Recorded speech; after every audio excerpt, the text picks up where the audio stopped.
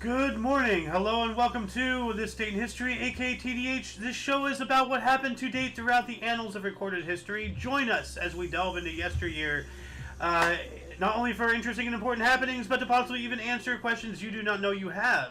The sources of this information come from the smart device application Today in History, What Happened Today in History, historical calendar, and the website onthisday.com.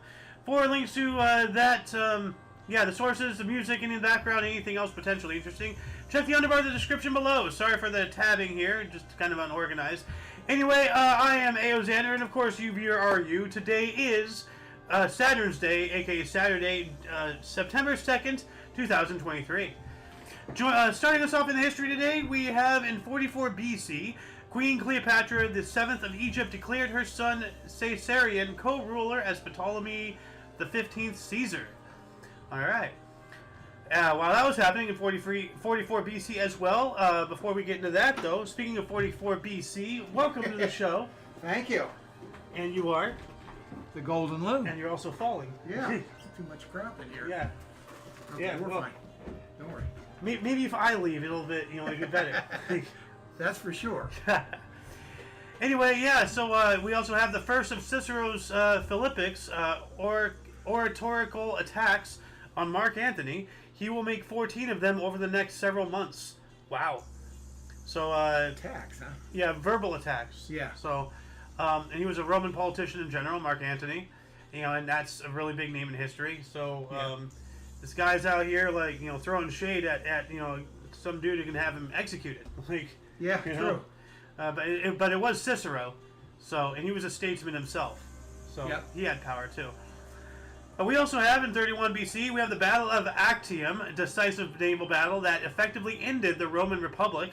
Octavian's forces defeated those under Mark Antony, speaking of that guy, and Cleopatra off the western coast of Greece. Oh, that's interesting. So the first two articles that we had, both players from both articles were in this as well. Yeah. That's kind of weird. Yeah. So we have Mark Antony here and here. We have Cleopatra here and here. Yep. Wow, that's... Yeah. Huh. I didn't even notice that while researching yesterday. That's a weird tie-in right there. Anyway, here's a weird tie-in by itself. 9/11. Viking monarch Oleg of Kiev, Russia, signed a treaty with the Byzantines. So let me reread that again. Viking monarch of Russia. That doesn't make sense. They conquered a lot. No kidding. Wow. And then they're doing dealings or signing a treaty here with the Byzantines. Yeah. So, wow. Moving on up to 1192, we have Sultan Saladin and King Richard the Lionheart of England signed a treaty over Jerusalem at the end of the Third Crusade. Yep. Saladin and Richard, Mm-hmm. We also have 1519, the first battle of Tejano, San Salvador versus Mexico. Alright. 1537, Danish King Christian III published ordinance on the Danish Church establishing Lutheranism as a state religion within his realms. Within his realms. So, alright, cool, Lutheranism. Now we have the Lutherans. Yep. 1644, Robert du Verre's parliamentarian infantry surrendered to royalist forces in the Battle of Lostwithiel, Cornwall, during the English Civil War. Huh. That's a really strange place to lose. Lostwithiel. It has lose in the name. Or at least one of them lost, the other one won. So, 1666, we have the Great Fire of London began at 2 in the morning in Pudding Lane. Later, 80% of London is destroyed. Yeah. Yikes. That has definitely gone down in history. Yeah. Pudding Lane. I was just going to say the same thing. What a weird name. Yeah. At least by our standards. Yeah. I mean, it might, we think of pudding as a dessert and such, pudding, there's also blood pudding, they have ways of making pudding that's actually like a meal. Yeah. And that's, that sounds gross, though. 1732, Pope Clement the 12th renewed anti-Jewish laws of Rome. That's not good. 1752, the last Julian calendar day in Great Britain and British colonies, including America, to sync to the Gregorian, so the last Julian calendar day. This is to sync with the Gregorian calendar. 11 days are skipped, and the next date is September 14th. 11 days? Yeah, there's a whole thing behind the Gregorian calendar being intentionally, screwed up and such. because we're supposed to have like more than 12 months or something, because ox means 10. Yeah. But why is it? Yeah, so it is 10. Well, before I start talking out of my rear end, like there's a whole thing about it. Hold on a second. Let me just the calendar is wrong. Not enough months. I've had a conversation about this. Here we go. Okay, well, this is a whole rabbit hole. But if anybody wants to do some research on their own, I gotta talk with good old Square Watermelon here about that. I think he was the one who informed me about that. But anyway, we got to move on up. 1789, U.S. Treasury Department established by Congress. All right. Oh, here we go. On the state, huh? Yeah, on the state. Treasury Department. Mm-hmm. Be done. 1792, we have the September massacres of the French Revolution in Paris. Rampaging Rampaging mobs slaughtered 3 Roman Catholic bishops, more than 200 priests, and prisoners believed to be royalist sympathizers. Jeez. Yikes! Yeah, well, France, they know how to revolt. Yeah. They helped us. They've had a history of it. Mm-hmm. We also have in 1796, Jews of the Netherlands were emancipated. All right, so that's cool. 2 years later, we have the first bank robbery in the U.S. The Bank of Pennsylvania was robbed for $162,821 at Carpenter's Hill in Philadelphia. Oh, that's quite a hit. 1798, yeah, so let's see here. 1798, 16,000. Okay, well, that's telling me... Here we go. What is it? How much... Hold on a second. Value. Today. Here you go. Okay, so now it's over 3 million in today's money. It says right here. That's a pretty good catch. Yeah, that's a really good catch. 1806, a side of Rosberg Peak collapses in the Goldu Valley, Switzerland, killing 500. Holy crap. A mountain collapsed. Yeah. 1807, the Royal Navy bombarded Copenhagen with firebombs and phosphorus rockets to prevent Denmark from surrendering its fleet to Napoleon. 1859, a solar superstorm affected electrical telegraph service.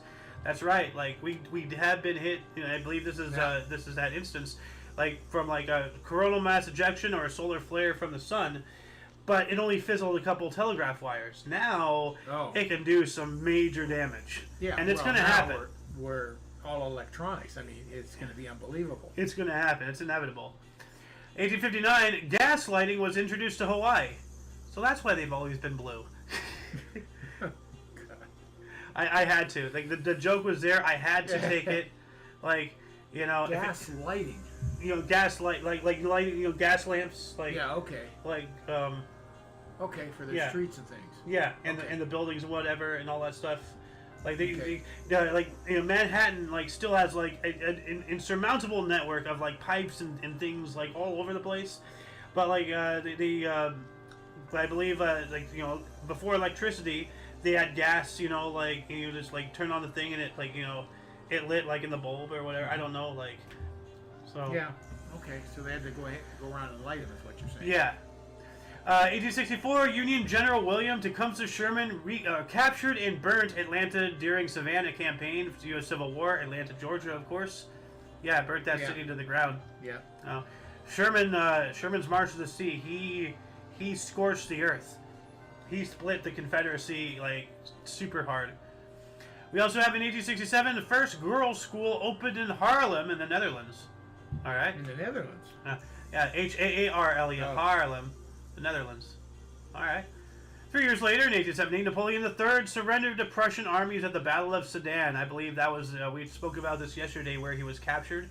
So this is when he's like, okay, you have me, I surrender. Whatever. Yeah. We also have in 1878, Surrey left arm slow round. Hold on. Surrey left arm slow round arm bowler. That's a weird term. Well, it's cricket, I think. So, yeah, it is. Ted Barat took 10-43 for the players in Australia's first innings in a cricket tour match on his home ground at the Oval. All 10 were caught or stumped. Australia won by 8 runs. The Oval? The Oval! Cricket. Yeah. Left arm slow round arm bowler. What the hell? Every time we read cricket, it just somehow gets worse. How do they do it? The British, I tell you. 1894 to -3, whatever this means. Amsterdam Municipal Theater opens. All right. While that was happening, the forest fire destroys Hinckley, Minnesota, causing about 600 deaths. Yikes. I wonder if good old Stapes knows about that. Another Minnesota. Yeah. You know, the Hinckley fire. I think she would know about that. I think we've talked about that. Anyway, 1897, Macau magazine was first published. 1898, a machine gun was first used in battle. Ooh. Ooh. What year's it? Oh, that's 1898. Yeah. Huh. Hold on, let's see. 1898, 1898 machine gun. Let's see what it looks like. Oh yeah, of course, a Colt Browning. Okay, this one here. Yeah, okay. I mean, like, you know, like, that is revolutionary, you know? Yeah. Do you remember which general decided to put it on the back of a Jeep? Patton, right? I think it was. Yeah, that's what I'm trying to. You know what? Sure. Which Yeah, I'm pretty sure general puts a machine gun on the back of a Jeep? Because I remember you told me that before. What is General George Patton famous for?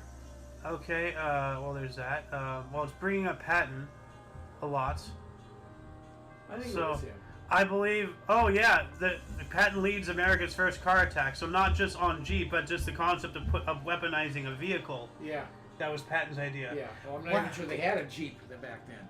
No, but they had armored cars. Yeah. Oh. Oh, whatever. Yeah, Yeah. put it on a car. Yeah. Yeah.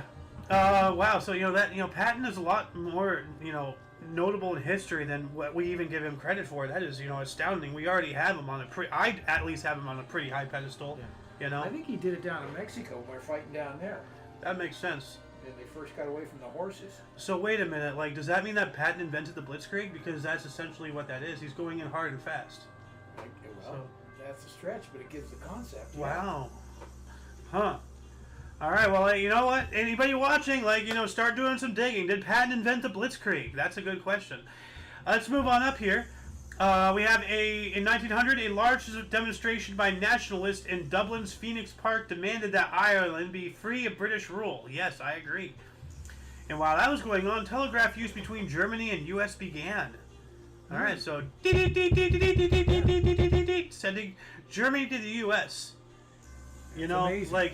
We take our magic rectangles for granted, but does anybody know how this works? Does anyone know how the telegraph works? Just stop, sit, and think about the complexity of how it would be to just send a message from Germany to U.S., through telegraph.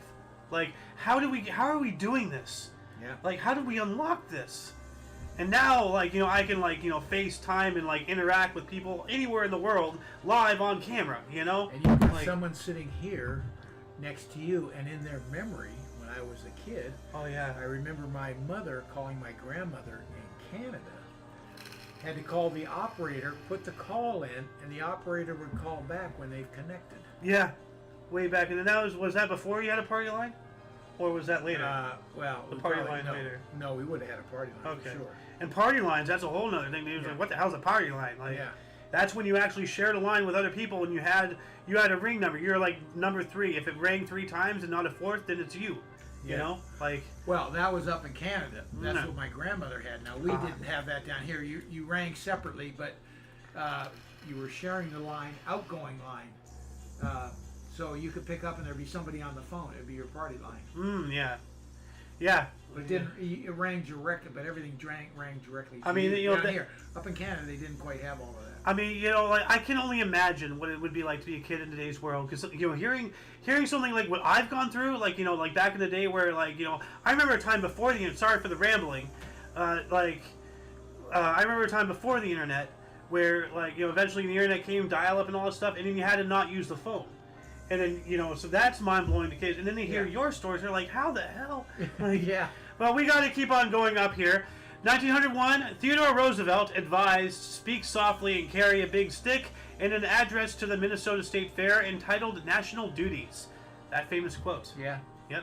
Lives today. Yep. 1902, A Trip to the Moon, the first sci-fi film, was released. Ooh. And that was, I believe, when they literally just put themselves into a shell, shot themselves out of a cannon, and they like entered into the moon's eye. The moon was like basically like a human face covered in whipped cream. And hit in the eye. Yeah. 1905, a Chinese crown discontinued its imperial examinations, the Golden Lists, civil service recruitment exams that dated back in some form to 510 AD and influenced British civil service and beyond. Wow. Jeez. Dang. While that was going on, New Zealand defeated Australia 14-3 in cold, wet conditions in the first international rugby union match between the countries on New Zealand soil at Tahuna Park in Dunedin. Dunedin, I think. All right. 1909, King Edward VIII signed South Africa Act. What is the South Africa Act? Let's take a look at this. South Africa Act, 1909. An act to construct an act to constitute the union between of South Africa. Okay, so creating South Africa. That's interesting. So like without this, Elon Musk, wouldn't have been around. Yeah, true. Maybe that's a better thing. I don't know. Anyway, 1913. Moving on up. By the way, for further reading and anything we gather, like this thing that you see right here, these links will be in the underbar of the description after the live stream, of course.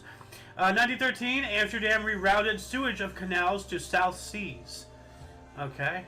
What? Well, like, instead of having the sewage go into the canals, they're rerouting it to go out straight to the ocean. Okay. So, because people use the canals. Yeah. Like, does sewage go into, like, the rivers we got around here? Like, no. Yeah, exactly. We just pump it, we treat it, but then we pump it to sea.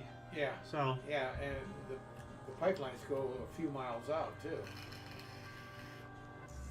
Yeah, we also have 1914. The U.S. Treasury Department established the Bureau of War Risk Insurance. Oh my God, that sounds horrifying.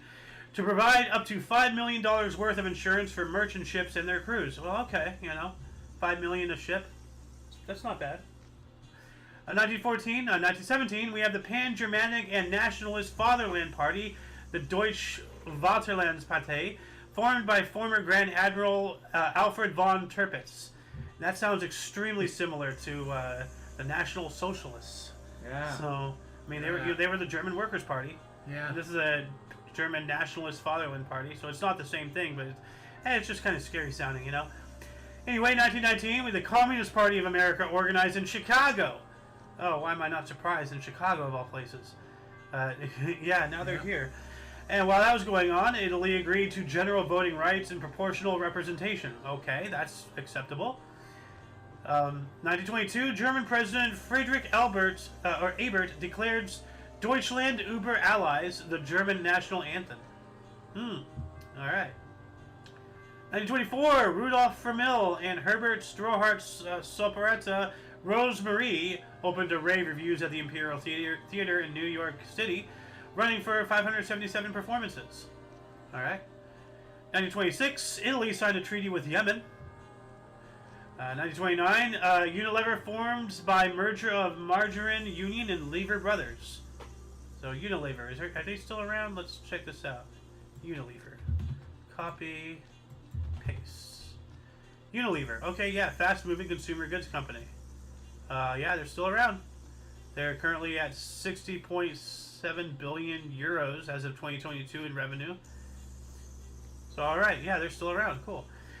1930, we have the first non-stop airplane flight from Europe to the U.S. Took 37 hours. Yeah, and didn't yesterday we read that it took the Blackbird from New York to London in 1.5 hours or something? Something like that. So wow, unbelievable. Yeah. Now let's see here. 1931, U.S. singer crooner. U.S. crooner. What the hell's a crooner? He's a singer. Oh, okay, so singer. Bing Crosby made his solo radio debut on his 15 Minutes with Bing Crosby program broadcast on the CBS network. So you haven't heard the old term a crooner, huh? No, I have not. Yeah. But I have heard, and are you aware of the origin? Have you already? Everybody knows, Jimmy Crack Corn, and I don't care.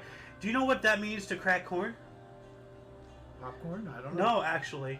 It means to crack open a bottle of corn whiskey and just drink and talk. Yeah. Yeah. So Jimmy Crack Corn and I don't care. Yeah. Okay. So Jimmy's drinking, whatever, let him do it, Yeah. So, yeah, found that out the other day. Ah, I had no idea. Yep, and my other monitor froze. Wonderful. Anyway, let's see here. 1935, Labor Day hurricane made landfall in Florida, killing 423 people. Whoa. The strongest and most intense hurricane ever to make landfall in the U.S. Wow. Wow.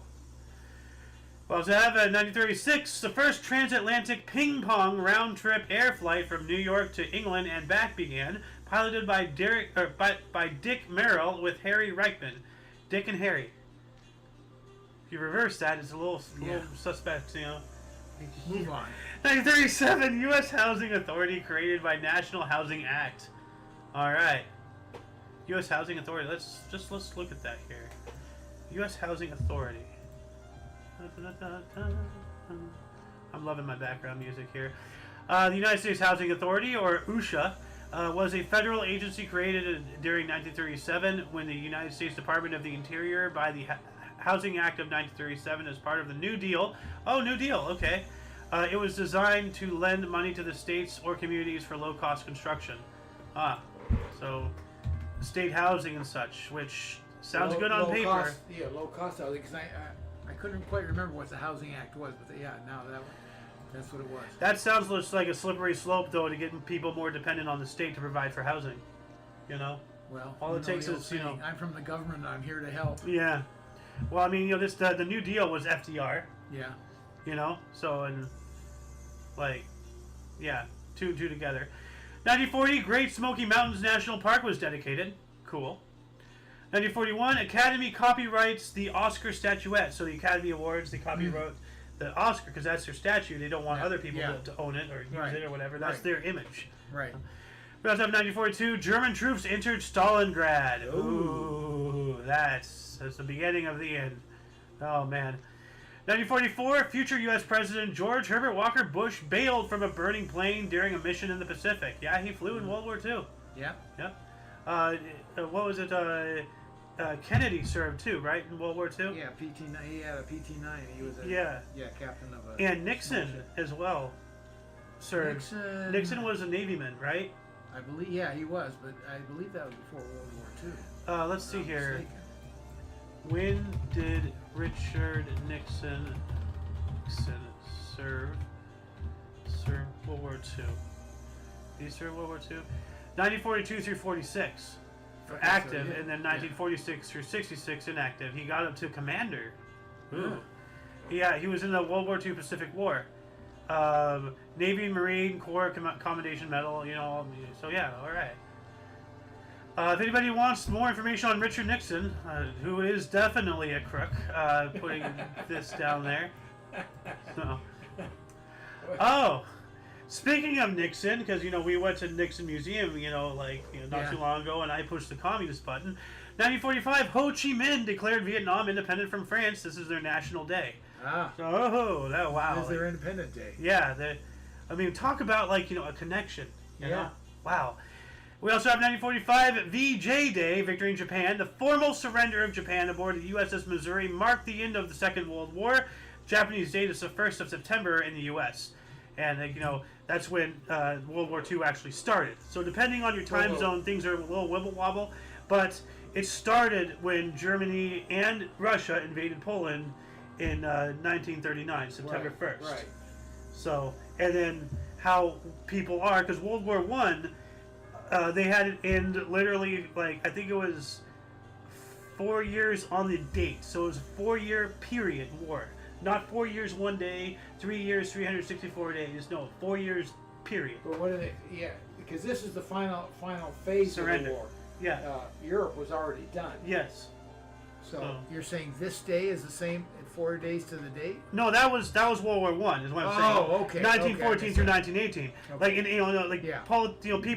People are funny in a way. They're like, oh, hey, it started on this date. Well, now let's end it on this date, even though we're a month out. We have a ceasefire. Let's just kind of chill and wait for the date, so that way it'll look cool on paper.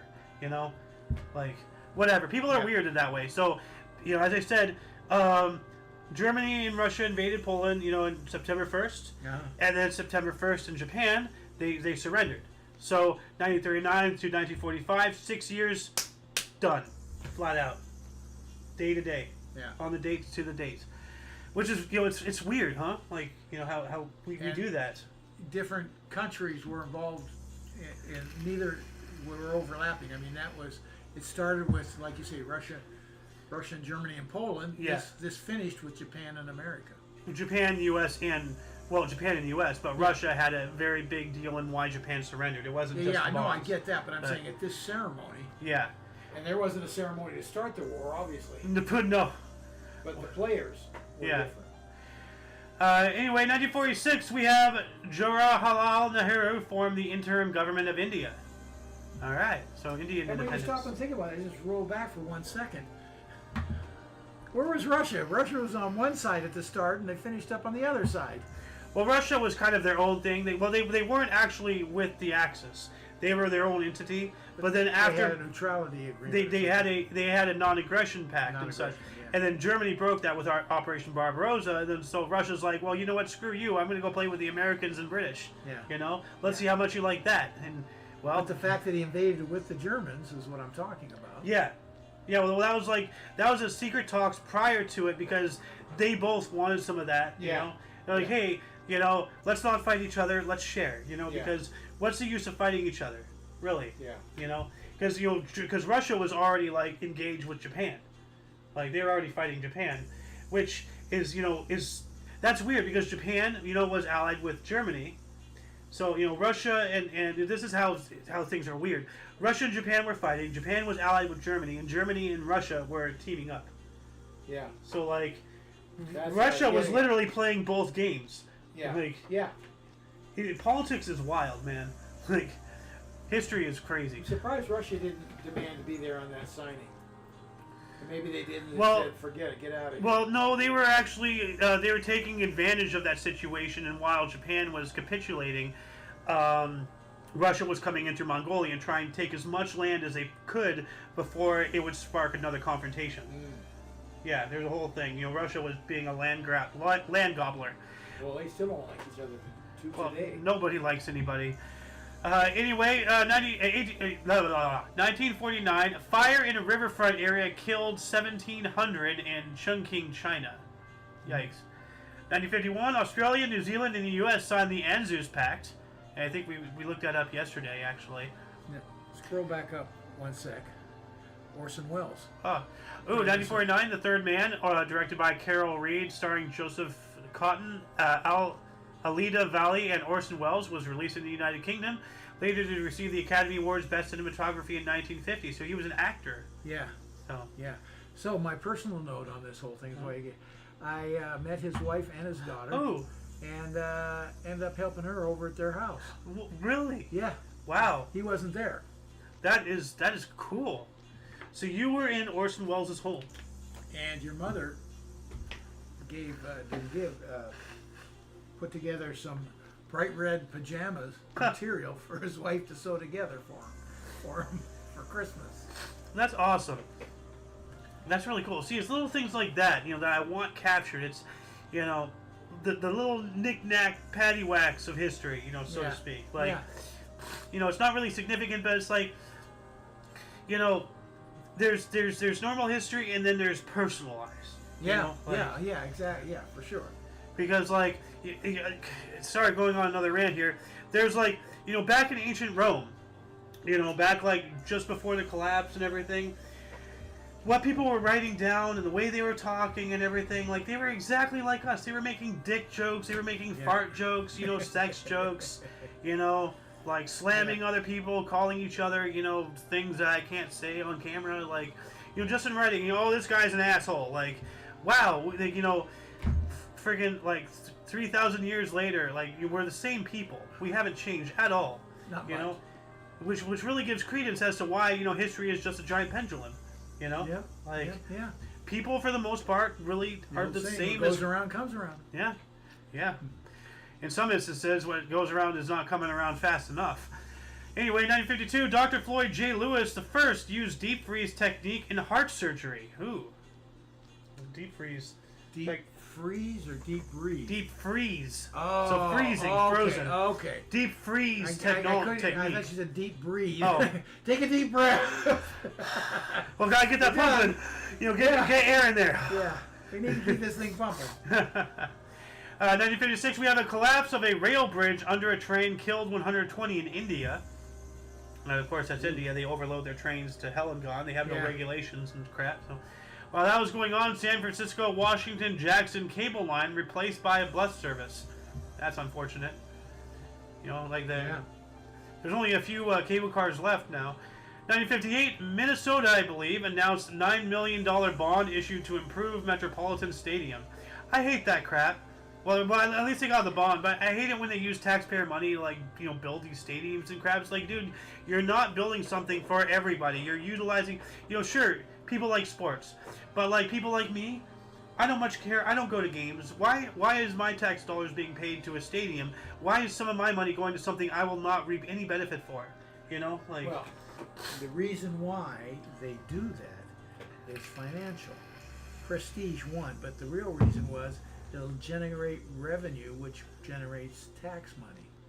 Yeah. In other words, every football game where there's 50, 100,000 people at, buying a beer, buying this or buying that, paying for parking, that all gets taxed. Brings revenue into the coffers. Well, that's just infuriating me even more. So not only is our tax money being used to build something, but if we utilize it, now we're going to get taxed more? Up yours! No, you know? Taxing the people that are using it. You're not. You never go. You wouldn't get taxed. But why is my tax dollars going there to begin with? You know? Oh, I won't dispute that at all, whether it's justified or not. I'm giving you the reasoning. I understand that. Like, in the long run, they'll make money. They figure they rarely do. Well, I won't. Well, you're already complaining that your tax dollars are going to when you don't use it. Well, if they start making money off of something that you don't use, then it's a good thing for you. You're not contributing taxes to it. I already did to build it to begin with. To fix your streets or policemen. I just don't agree with it. Like, I'm not even telling you I agree with it. I'm just telling you the reasoning behind it. I understand that. Yeah, that's a whole conversation. Maybe for the peanut. We'll see. Anyway, 1958, U.S. Air Force C-130A-2 was shot down by fighters over Yerevan, Armenia, when it strayed into Soviet airspace while conducting a SIGINT mission. All crew were lost. SIGINT mission. What's a SIGINT mission? No, it's supposed to be signal mission? I'm not sure. SIGINT. Oh, well, signals, I guess. Oh, yeah, here we go. SIGINT. Specifically limited to gathering information about international terrorists and foreign powers, organizations, or persons. So it's a slight abbreviation. What is the SIGINT mission? Okay. Okay. So let's just I'll just put this link here in the underbar, linking to the National Security Agency.gov. If anybody wants to go there. 1960, Tamara and Irina Press of the Soviet Union became first sisters to win Olympic gold medals. Tamara won Rome Olympics shot put one day after Irina takes out 80-meter hurdles. That's cool. Yeah. While that was going on, we have the first election of the Parliament of the Central Tibetan Administration in the history of Tibet. The Tibetan community observes this date as Democracy Day. Too bad it's not so much anymore. Well, it's part of China. Exactly. 1962, St. Louis first baseman Stan Musials records his 3,516th hit in Cardinals, I believe. 4-3 loss versus the New York Mets overtook Tree's Speaker into second place behind Ty Cobb on the MLB all-time list. Now, his nickname was Stan the Man Musial. Okay? So the Dodgers had a guy years later. I believe his name was Stan Musial also. Oh. But he's kind of a weird guy. Not so Stan the Unusual? I was literally Stan the Man Unusual. That's what they nicknamed him. Oh, I love it. I was already thinking it's not unusual to play baseball from time to time. Stan the Man Unusual. Yeah. 1963, Alabama Governor George Wallace prevented integration of Tuskegee High School. Here we go again. I remember that well. Yeah. Stood out in front of it. Yikes. What an asshole. 1963... Hey, he ran for president and got way more of the population than he should have. Oh, well, look at our current one. Maybe, foreshadowing right there. So it goes back to that whole thing about... no, I can't think of the word right now. But never mind. It's gone. Oh, well. 1963, CBS expanded CBS Evening News program anchored by Walter Cronkite from 15 to 30 minutes. And that's the way it is. Yeah, I don't remember it only being 15 minutes. I just remember 30. That's kind of wild, like to think like, I think you're the one who told me, about like the concept of like a all-day news station. Yeah, CNN. Or something. Yeah, it's like, are you out of your mind? You know? Yeah. How are you gonna fill that time? Well, you're off your rocker like Disney. You're going out where and building a theme park in the middle of nowhere? Yeah, people thought people were crazy. Well, maybe they were, but hey, because there is always a touch of madness and genius. They're a visionary.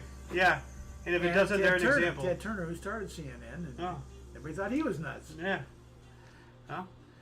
1967, the Principality of Sealand was established, ruled by Prince Paddy Roy Bates, and that was like an unofficial country, I believe, built off of like a derelict oil platform. Yeah, Sealand. It was eventually raided by the British like police or something and shut down. Really interesting story behind it though. So, but there's further reading in the underbar description, of course, post show about this. I wonder if they owned the Bates Hotel. Huh? From Psycho? Yeah, Hitchcock Psycho. Huh? Huh? Pick that up. Very good. Sorry.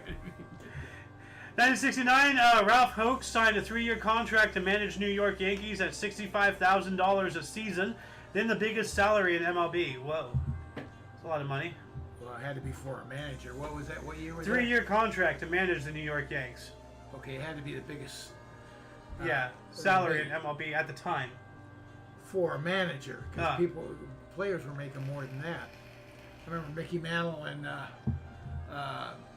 Willie Mays, headlines in the paper. We've said this before. They were signing contracts for $100,000 a year each. That was before. What was that? 69? Yeah. Yeah, that was way before 69. 1969 as well, the first automatic teller machine in the U.S. was installed in Rockville Center, New York. ATM. Yeah. And like, not to sound like a Sheldon Cooper, but whenever somebody says, "Oh, ATM machines," like, just saying ATM machine, stop being redundant, please. Learn the abbreviation. It's not that difficult. Hey, it was a pain in the butt. No ATMs. Yeah. Banks closed at 3 o'clock. Yeah. Good luck into the bank. And they were closed on the weekends too, right? Oh, closed on the weekends. They were open till 6 on Fridays, which till today, banks will be open later on Friday. But you'd go into the bank, there'd be a line of 20, 30 people in line.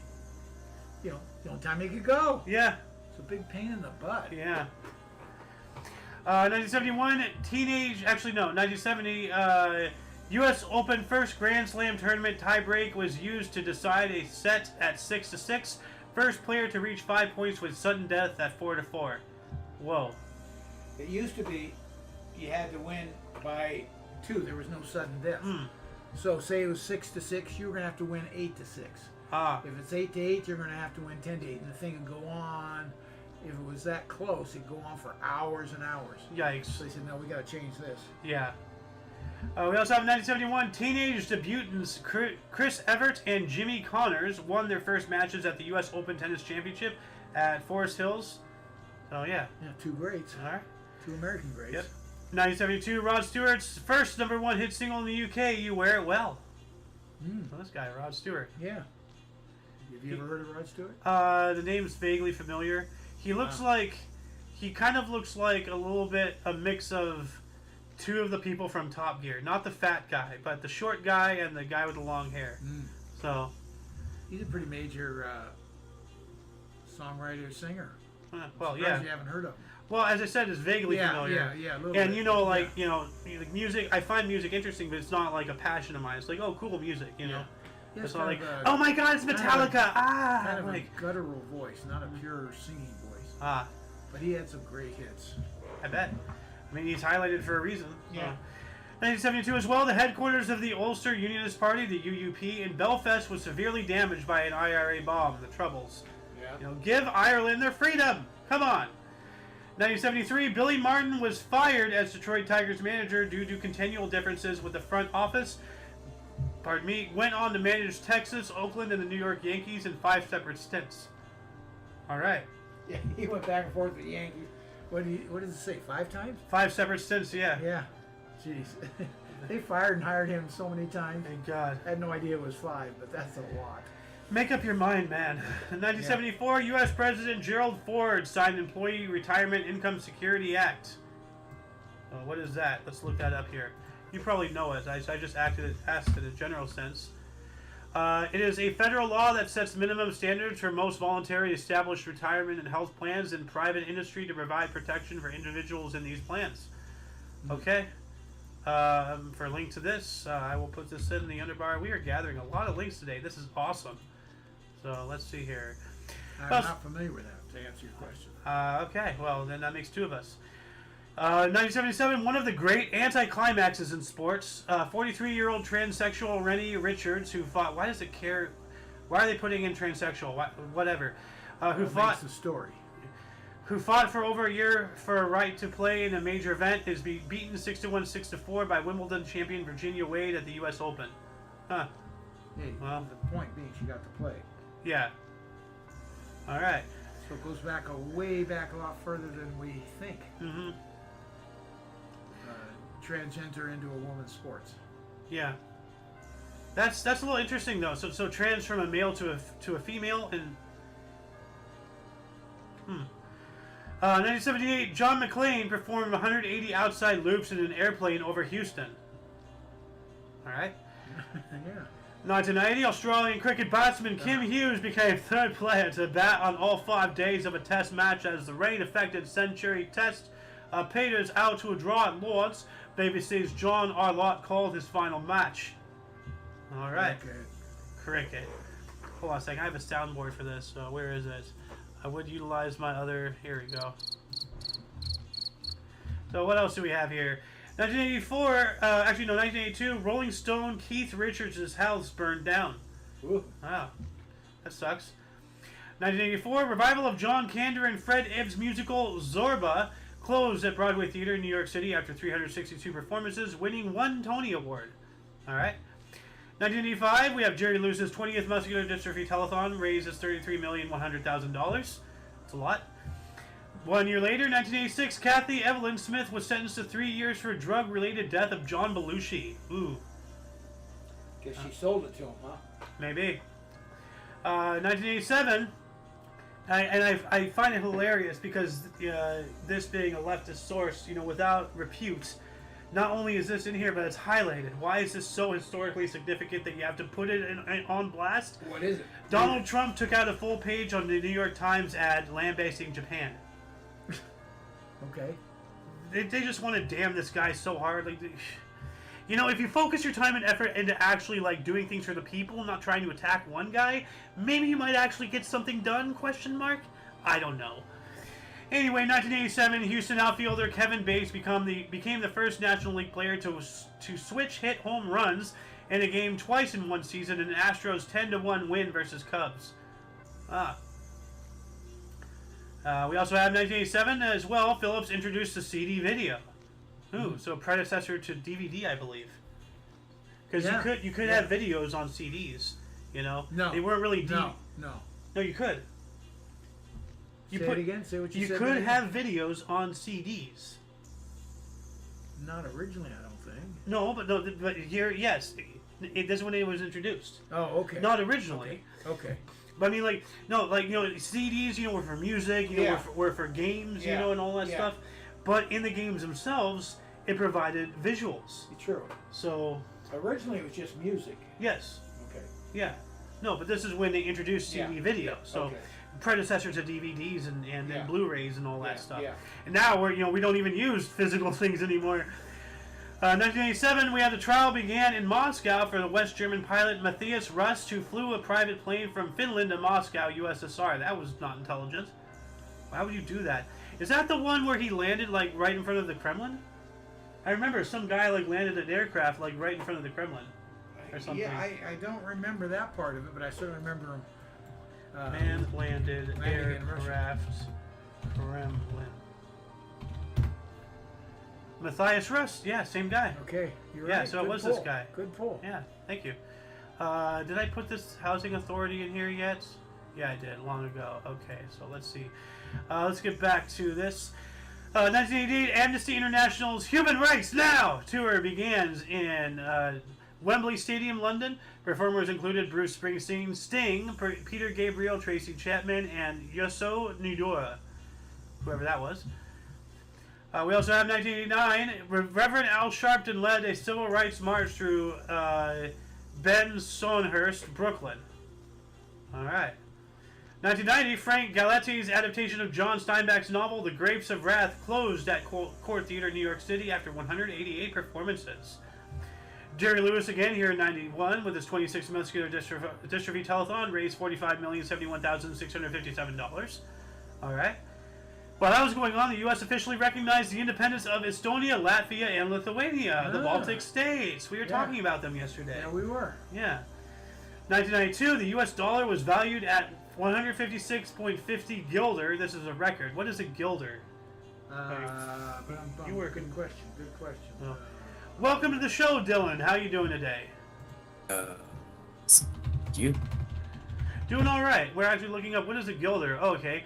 The basic monetary union of the Netherlands until the introduction of the euro, equal to 100 cents. So, that's weird. Yeah. Why are the dollar being based off of Netherlands thing? That's Well, it would be the Netherlands basing it off the dollars, just like the Chinese yuan is based off the dollar too. for now. For now, yeah. Until right. China, Russia, and Saudi Arabia get what they're doing done, and But they're that, back that way it locks them in, and then they don't have to worry about their own personal inflations or whatever. Okay. Yeah. So yeah, I just couldn't remember what it was, but it was Dutch. Yeah. Interesting. The guilder. Yep. 1993, the Central African Republic ex-emperor Jean Bilal Bokassa was freed, and this guy right here, and he's the one who, like, I believe, because African bankrupt the country or something. Almost, pretty much, because you think of African nations and you don't think wealth, unfortunately. But right. you see this and you just see opulence, that is rivaling that of the Vatican, of the British crown. Yeah. So during his coronation ceremony, he spent 1/3 of the nation's GDP on that ceremony. 1/3 for himself. Yeah. What a jackwagon. So yeah, opulence. Anyway, Mr. Dillon, you want to take any articles or anything? No. Okay. All right. 1994, we have the Spanish road cyclist Miguel Indurain set UCI hour world record distance 53.04 kilometers in Bordeaux, France. I wonder if that record has since been broken. Oh, he left. Okay. 1995, British boxer Frank Bruno defeated U.S. champion Oliver McCall in a unanimous 12-round points decision in London for the WBC heavyweight title. All right. In 1995, Southern California began using new area code 562. Hey, that's very familiar. Yeah. Huh. Yeah. We also have 1996, Jerry Lewis 31st muscular dystrophy telethon, $49,200,000. That's a little weird. Sometimes it's perfect numbers, sometimes it's all jumbled. Yeah. Hey, I can go back and tell you there at one time there was no area codes. You just had your 5 digits. That was it. Dude, I wonder when the first phones were invented, because Family Guy did a skit on this. Some guy pick up a phone and hit one number. It's like, hello. Oh, hey, Mike. Oh, I'm sorry. What number were you dialing? Oh, I'm looking for 3. Oh, sorry. This is 5. Oh, I'm sorry. Yeah. But I remember when they introduced the area code 213. Oh, that's so long. People won't be able to remember it. Yeah. Now we have international codes. Yeah. If you want to call somewhere in Britain, you have to dial in 75 different numbers, a hyphen, and a special character. Something crazy. It's like a password almost. We also have 1996 as well, Museum of Contemporary Art in Niterói, MAC, designed by Oscar Niemeyer. It was inaugurated in Niterói, Brazil. All right, let's take a look at this. What does this museum look like here? Ooh, look at that. Wow. Spaceship. I've seen this before. We've looked this up before because this is kind of familiar. That is cool. I gotta go there. That thing looks like it's about to take off. Take off, yeah. Yeah. We're hovering there already. Yeah, really interesting. I love how. Oh yeah, they have 2 levels. So you go up here, you enter this way, or you can do a switchback and then enter the second floor. Really interesting. That's cool. We also have in 1998, the International Criminal Tribunal for Rwanda found Jean-Paul Ekesiu, the former mayor of a small town in Rwanda, guilty of 9 counts of genocide. Oh, what the hell? What? 9 counts of genocide. How do you get there? I don't know. Like, yikes. Anyway, 1999, Being John Malkovich premiered, directed by Spike Jonze, starring John Cusack and Cameron Diaz. Being John Malkovich. Interesting movie. Yeah. I've got to see that. 2001, finally breaking into the next millennium, German Ferrari driver Michael Schumacher won the Belgian Grand Prix at Circuit de Spa-Francorchamps for his record 52nd F1 Grand Prix victory. I keep trying to say FW1 like the stupid cleaner I used to sell at gas stations. Yes, of like, course. wireless wash and wax. Let me give you a demonstration, you know? Yeah. Get that shit off my car. Oh, wait, never mind. That stuff's clean. Spick and span, you know? Like, 2012, a decades-long ban on veiled female news presenters was lifted from state television in Egypt. Veiled, right? That's veiled. Veiled, I think the I comes different. So veiled female news presenters. So, like... Yeah. 2012, Earth's trees number just over 3 trillion, according to a study in Nature by Thomas Crowther of Yale University. How does anybody know I that? was literally just going to say, how do you figure that out? Like, that can't, you know... Yeah. Like... 2015 as well, U.S. President Barack Obama became the first president to visit the Arctic Circle at Kotzebue, Alaska. Well, that's cool. I didn't even know he went there. I didn't either. That's interesting. 3 years later, about 400 prisoners escaped a jail near Tripoli in Libya during a militia fighting. Yikes. Yeah. While that was happening, major fire at the National Museum of Brazil in Rio de Janeiro destroyed most of its 20 million artifacts. Ooh. Oh man. That's a hit. Why is that not... Being a museum and being a thing of history, this should be highlighted. This is major. Yeah. This is major. I'm really starting to not like this source. 2019, British Prime Minister Boris Johnson threatened a snap general election if rebel MPs passed a bill against no-deal Brexit. This guy was a piece of work. Yeah. What a scumbag. While that was going on, a diving boat caught fire at night, killing 34 people on board who were asleep off of Santa Cruz Island in California. Whoa! I don't remember that. What the? No, I don't. I never heard about that. Really? That's awful. Yeah, very awful. Wow. Oh, wow. More awful things in 2019 as well. Violence and looting directed at foreigners in Johannesburg resulted in 5 deaths and dozens arrested by South African police. So, wow. Like, people need to stop being so dang hateful. 2020, Australia officially entered recession for the first time in almost 3 decades, with GDP falling 7% April to June. 30 years. They were doing pretty good for a while. Run. Yeah. We also have British architect Richard Rogers, designer of the Pompidou Centre and the Millennial Dome, retired. Well, let's take a look at these 2 buildings. I'm pretty sure we've looked at these before, like 1 year ago. What? What the hell is this? What is this? Let me bigger this here for a second. What? That's a weird... It looks like it's under construction. But that's the final product. Are you looking at this? I am looking at it. Yeah. That is weird. Like... That looks heavily industrial and... Looks like a factory. It's just like... It actually looks like a Borg cubicle rectangle. Like... Just... right there, you know? Borg cube. Plug it in. Yeah. The fucking Circuit City. Just like the commercials, a big old plug coming in right down. Millennial Dome. Oh, this, yeah, I'm recognizing this definitely. That is wild. All the spikes coming out, and like that's to hold the dome, like, you know, from above. Oh, is that what it is? It's structural. Yeah, like all the, it's like a bridge. Yeah. There's cables, like. Yeah. That's wild. That's the interior. That's a weird design. Oh, the Millennial Dome is a museum. It's not like a sports stadium. Is it? Millennium Dome. I don't know.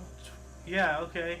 But that's not a sports stadium. There's a whole bunch of, like, things in there. Huh. Yeah, here's another thing here. You see this? Yeah. Like all sorts of venues and things. Yeah. Where is this located? London. Huh. Well, as you know, that's the Millennium Dome. Millennial Dome. This was Millennial? Hold on a second. Millennial Dome. Okay, well, whatever. Anyway, 2021, at least 43 people died as the remnants of Hurricane Ida hit the U.S. Northeast, and with record rains, tornadoes, and flooding, with New York and New Jersey declaring a state of emergency. Dang. In 2022, just last year, attempted assassination of Argentina's Vice President Cristina Fernandez de Kirchner failed when the gun jammed outside her home in Buenos Aires. Yikes. And while that was happening, Russian state-controlled energy firm Gazprom indefinitely suspends its supplies of natural gas to Germany and Europe via the Nord Stream 1 pipeline amid accusations of weaponizing its energy supplies, which it definitely is. Yep. So... Wow. So oh, you're accusing us of weaponizing our energy supplies? We're gonna prove you wrong by further weaponizing our energy supplies. Yeah. That'll show you. Yeah. Okay. Go ahead, Putin. Yeah. Go for it. Yeah. You sure taught us. Anyway, that shall conclude the show. Once again, please check the underbar of the description for any links you may be interested in, including but not limited to all things Omni Coalition, our various video streaming sites, social networking affiliates, all that stuff. Please go check everything out. For your dose of Past Events Daily, we stream every day at 11 in the morning Pacific Time, which is 12 Mountain, 1 Central, and 2 p.m. Eastern Standard Time, respectively. For all of you and all of us, I am A.O. Xander. Golden Loon. And you are you. And until you catch us tomorrow, or if you're interested in some ufology, The Edge of Disclosure Theod is coming up at 3 p.m. Pacific Time. And, yeah. So until then, yeah, don't forget to look right and left at every intersection, rate 5 thumbs, and toodles. See ya.